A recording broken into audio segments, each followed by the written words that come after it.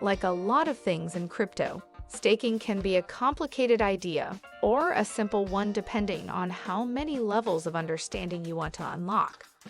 For a lot of traders and investors, knowing that staking is a way of earning rewards for holding certain cryptocurrencies is the key takeaway. But even if you're just looking to earn some staking rewards, it's useful to understand at least a little bit about how and why it works the way it does. How does staking work? If a cryptocurrency you own allows staking, current options include Tezos, Cosmos, and now Ethereum. Via the new ETH2 upgrade, you can stake some of your holdings and earn a percentage rate reward over time. This usually happens via a staking pool, which you can think of as being similar to an interest-bearing savings account. The reason your crypto earns rewards while staked is because the blockchain puts it to work. Cryptocurrencies that allow staking use a consensus mechanism called proof of stake, which is the way they ensure that all transactions are verified and secured without a bank or payment processor in the middle. Your crypto, if you choose to stake it, becomes part of that process.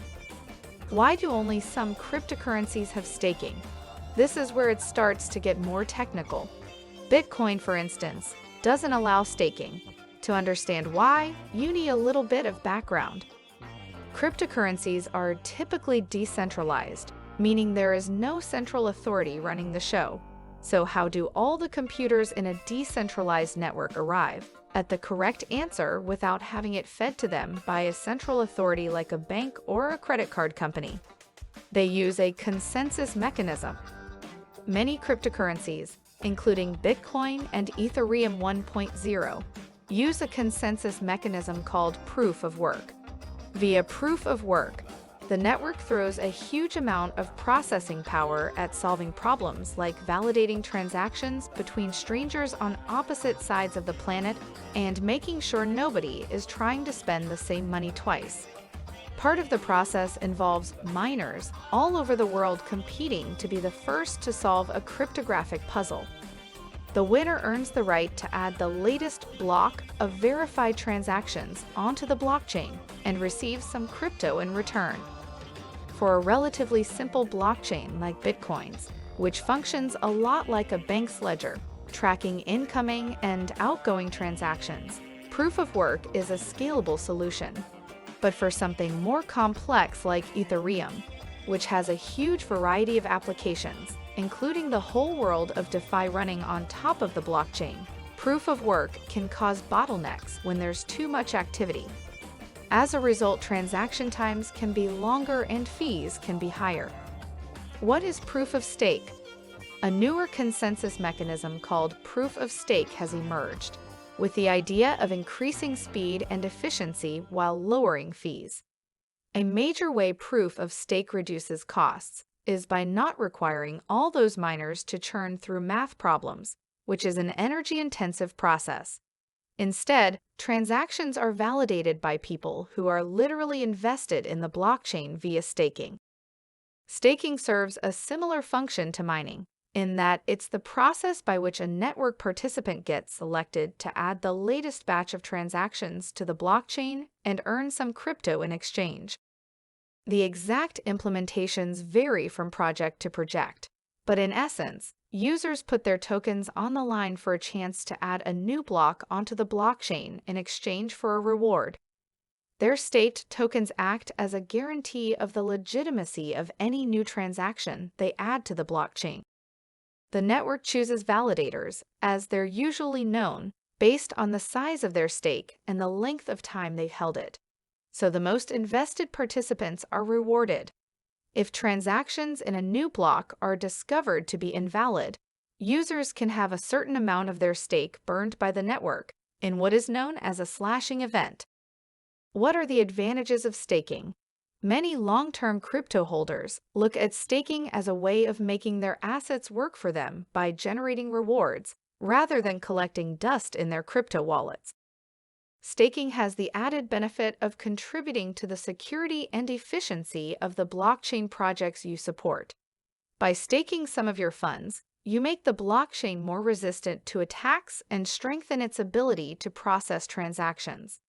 Some projects also award governance tokens to staking participants, which give holders a say in future changes and upgrades to that protocol. What are some staking risks? Staking often requires a lockup or vesting period, where your crypto can't be transferred for a certain period of time. This can be a drawback, as you won't be able to trade staked tokens during this period, even if prices shift. Before staking, it is important to research the specific staking requirements and rules for each project you are looking to get involved with. How do I start staking? Staking is generally open to anyone who wants to participate. That said, becoming a full validator can require a substantial minimum investment.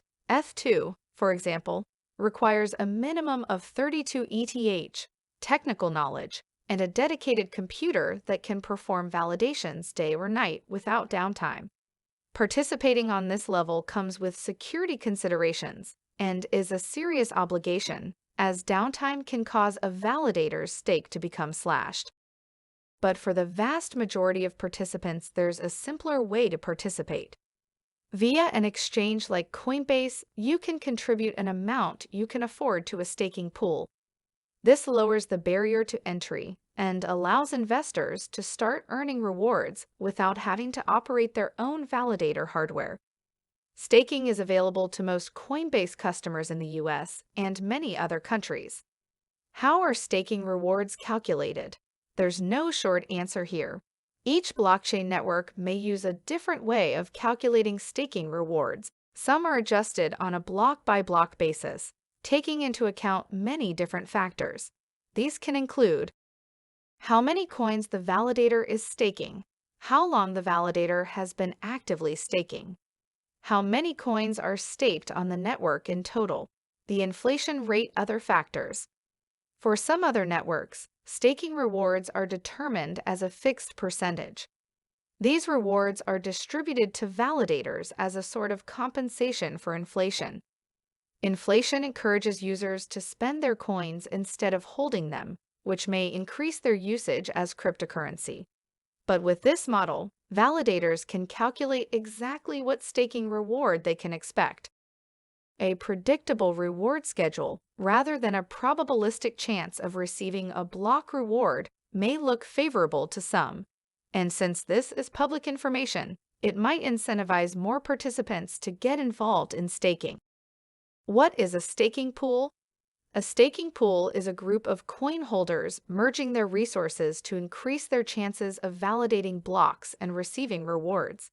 They combine their staking power and share the rewards proportionally to their contributions to the pool. Setting up and maintaining a staking pool often requires a lot of time and expertise. Staking pools tend to be the most effective on networks where the barrier of entry, technical or financial, is relatively high. As such, many pool providers charge a fee from the staking rewards that are distributed to participants.